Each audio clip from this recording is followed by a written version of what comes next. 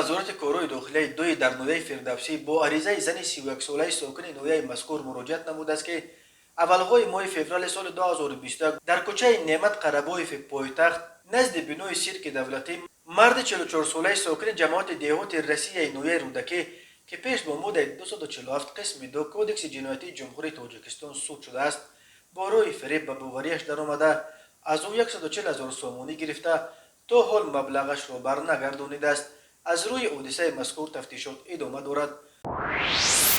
به شعبه وزارت کارهای داخلی یکی در نویه فردوسی با عریضه مرد 38 ساله ساکن نویه مذکور مراجعت نموده است که 19 اکتبر سال 2021 تخمینا ساعت 15:00 شخصان نامعلوم با راه پنهانی در داخل بازار کاروان یک عدد بارخلطه پر از پایافزالش را دزدیده از جای حادثه غیب زدند.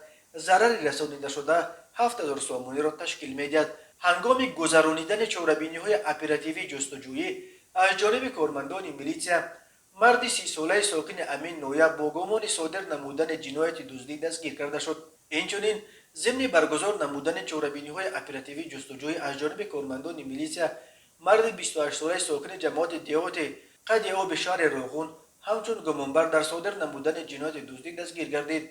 نامبرده از ماه مارت تا ماه آگوست سال 2021 با راه پنهانی به خانه استقامتی جوانزن 19 ساله ساکن جماعت دیهات قد آب درآمده از آنجا مسئله ساختمانی را دزدیده از جای حادثه غیب زده است. ضرر رسانیده شده 3730 سومانی را تشکیل می‌دهد.